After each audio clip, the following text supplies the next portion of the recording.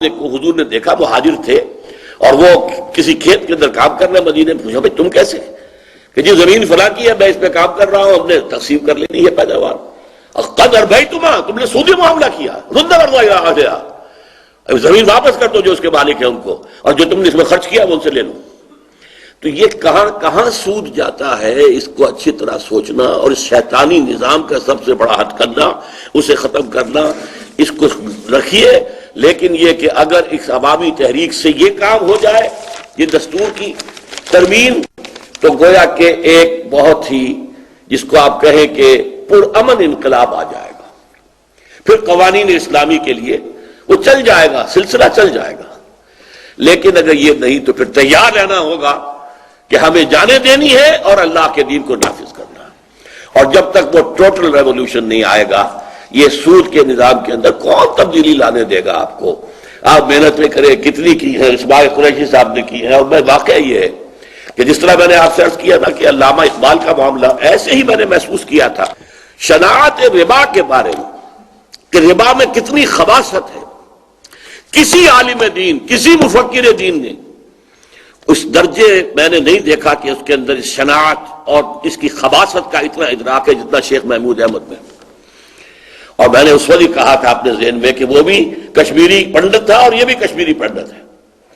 ان دونوں نے، علامہ اقبال اور ادھر شیخ محمود احمد، بہت قریب ہی ہمارے یہ ڈیپ غالباً سی بلاک کے اندر وہ رہتے تھے، ان سے ملاقاتیں ہوئی، اور جس طرح دل گرفتہ وہ شخص تھا، جس قدر اس کے اندر اس کا احساس تھا، جس طرح کی دھن لگی ہوئی تھی اسے، اور اس نے جو بڑی بڑی کتابیں لکھی ہے، مین اینڈ منی اتنی موٹی کتاب ہے، اس کا پڑھنا بھی عام آدمی کے لیے آسان نہیں ہے۔ اور اس کے بعد میں نے دیکھا ہے کہ ہمارے ایک ساتھی ڈاکٹر طاہر ابرار، جن کی کل تقریر ہوئی، ان کے اندر بھی میں نے محسوس کیا ہے کہ وہ دھن اسی طریقے سے۔ اور میں زیادہ متعارف نہیں تھا، پروفیسر عبید اللہ خان سے میرا تعارف اگرچہ پشاور میں ہوا تھا، لیکن یہ کہ اتنی تفصیلی میں نہیں تعارف رکھتا تھا ان سے، لیکن آج محسوس ہوا ہے کہ وہ تو واقعتاً شیخ محمود احمد کے شارح قرار دیے جا سکتے ہیں کہ وہ اس کی شرح کریں۔ اور یہ جو ایک واحد ہے آلٹرنیٹیو، کوئی آلٹرنیٹیو نہیں ہے۔ اگر بینکنگ کے نام سے کوئی چیز شروع کرنی ہے، اگر بینک کے بغیر گزارا کرنا چلو، لیکن بینکنگ کے بھی اگر کوئی ضرورت ہے تو پھر یہ کہ اس کے لیے اس کے سوا کوئی اور بنیاد نہیں ہے۔ اسی طرح میں نے جناب عبدالودود خان صاحب کو دیکھا ہے، ان میں اس بڑھاپے کے باوجود، اور میں شرمسار ہوں کہ مجھے کچھ گستاخی بھی کرنی پڑی ہے، دیر بہت ہو گئی تھی، ان کے ادب، ان کی عمر کا بھی لحاظ تھا، اور ان کے اندر جو دھن لگی ہوئی ہے، جس طرح صبح شام دن رات آنا جانا ایاب و ذہاب، سارا کا سارا ان کا اسی کام کے لیے وقف ہے۔ اب یہ کہ اس کا ایک نتیجہ تو وہ ہوگا جو اللہ تعالیٰ کے ہاں نکلے گا، جو اللہ تعالیٰ انہیں اجر و ثواب سے نوازے گا۔ دنیا میں کوئی نہیں نکل رہا تو کوئی پرواہ کی بات نہیں ہے۔ یہ جو بھی 2 دن کا سیمینار ہمارا ہوا ہے، اللہ تعالیٰ اسے ہماری طرف سے قبول فرمائے اور اس کو لوگوں کے لیے مفید بنائے۔ اس سے اویئرنس، آپ لوگوں کے اندر جذبہ پیدا ہو جائے۔ آپ شیخ محمود احمد کی کتابیں پڑھیں۔ یہ اصل میں کل پیش کی تھی تجویز اسماعیل قریشی صاحب نے کہ کوئی یہاں پر قرارداد بھی پاس ہونی چاہیے، تو میں نے کہا تھا جو بولے کنڈا کھولے، آپ اسے مرتب کر کے لائیے۔ وہ لے آئے ہیں، ابھی وہ پڑھ کر سناتے ہیں، پھر آپ اس کی منظوری دیجئے تاکہ اخبارات وغیرہ میں ہم دے دیں گے۔ مرکزی انجمن خدام قرآن نے پاکستان کے سنگین معروضی حالات کے پیش نظر اسلام اور بینکنگ کے اہم موضوع پر جناب ڈاکٹر اسرار احمد صاحب صدر انجمن اور بانی تنظیم اسلامی کی زیر صدارت 16-17 فروری 2 روزہ سیمینار کا اہتمام کیا تھا، جس میں ملک کے ممتاز قانون دان اور سابق جج سپریم کورٹ جناب جسٹس وجیہ الدین، ماہرین معاشیات اور ماہرین قانون نے شرکت کی۔ اپنے مقالات اور خطبات سے گلوبلائزیشن کی بین الاقوامی بینکنگ کی تباہ کاریوں کا جائزہ لیا۔ آخر میں صدر مجلس جناب ڈاکٹر اسرار احمد صاحب نے سودی نظام کو تبدیل کرنے کے لیے انقلابی اقدام کی تجویز پیش کی۔ سیمینار کے اختتام پر حسب ذیل قرارداد متفقہ طور پر منظور کی گئی۔ قرارداد انجمن خدام القرآن کا یہ مرکزی اجلاس ملک کے عزیز پاکستان میں سودی نظام کی لائی ہوئی تباہ کاریوں پر اپنی گہری تشویش اور اضطراب کا اظہار کرتا ہے۔ اس غیر اسلامی نظام کی وجہ سے غربت پاکستان میں اپنی انتہائی حدوں تک پہنچ گئی ہے، صنعتی رفتار رک گئی ہے۔ خوشحال پاکستان کا پول اسٹیٹ بینک آف پاکستان نے اپنی سالانہ رپورٹ میں کھول دیا ہے۔ بے روزگاری کی وجہ سے خود کشی میں روز بروز اضافہ ہوتا جا رہا ہے۔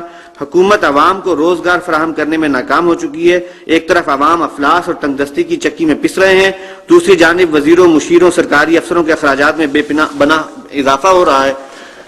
ان کی ایما پر اس افلاس زدہ ملک میں لہو و لعب، بسنت، جشن بہاراں، راگ و رنگ کی محفلوں اور میلوں پر بے دریغ دولت لٹائی جا رہی ہے۔ یہ ملک جو اسلام کے نام پر معرض وجود میں آیا تھا، اسلامی نظام کے خلاف سرگرم عمل ہے۔ قوم کا برسر اقتدار سرمایہ دار اور جاگیردار طبقہ خدا اور اس کے رسول کے احکام کے اور اپنے عوام کے خلاف برسر پیکار ہے۔ انجمن خدام القرآن کا یہ اجلاس حکومت سے مطالبہ کرتا ہے کہ اس باغیانہ سودی نظام کو ختم کر کے اس کے متبادل اسلام کے عادلانہ معاشی نظام کو لانے کے لیے عملی اقدامات شروع کرے۔ سپریم کورٹ کے شریعت اپیلیٹ بینچ نے سود کے خلاف نظر ثانی کا فیصلہ دے کر اسے فیڈرل شریعت کورٹ کے پاس اثر نو جائزہ لینے کے لیے بھیج دیا تھا، جس پر اس وقت کے چیف جسٹس جناب فضل الہی خان کے ریمارکس کی طرف حکومت اور فیڈرل شریعت کورٹ کی توجہ دلانا ضروری سمجھتے ہیں۔ چیف جسٹس موصوف نے فرمایا تھا کہ فیڈرل شریعت کورٹ نے جو تمام اعتراضات کا جائزہ لے کر اپنا جامع فیصلہ صادر کر دیا تھا۔ سپریم کورٹ شریعت اپیلیٹ بینچ نے یہ آخری فیصلہ کس لیے ریمانڈ کیا ہے؟ یہ فیصلہ فیڈرل شریعت کورٹ میں آئے ہوئے بھی 2 سال سے زیادہ کا طویل عرصہ ہو رہا ہے۔ دینی جماعتوں کی جانب سے اس کی سماعت کے لیے متعدد بار درخواستیں دینے کے باوجود اس کیس کی سماعت کا آغاز نہیں ہوا۔ یہ صورتحال ملک اور قوم کے لیے انتہائی تشویشناک ہے۔ اس لیے یہ اجلاس فیڈرل شریعت کورٹ سے بھی دربندانہ اپیل کرتا ہے کہ سود کے اس سب سے پرانے کیس جس کا آغاز 1991 میں ہوا تھا، اس کا قرآن اور سنت کی روشنی میں چند فقہی اعتراضات پر ہر 2 فریقین کے دلائل سن کر اپنا فیصلہ صادر کرے اور اپنی شرعی اور آئینی ذمہ داریوں کو پورا کرے، ورنہ فیڈرل شریعت کورٹ خدا کے رسول اور امت مسلمہ کے سامنے جواب دہ ہوگی۔ آپ حضرات اس قرارداد سے اتفاق کرتے ہیں؟ یہ قرارداد جو ہے وہ منظور کی جاتی ہے اور ہم انشاءاللہ اسے جو ہے صبح اخبارات کی طرف بھجوا دیں گے۔ بس میرا خیال ہے میں اسی پر اپنی گفتگو کو ختم کر رہا ہوں۔ اللہ تعالی ہمیں خیر کی توفیق عطا فرمائے، آمین۔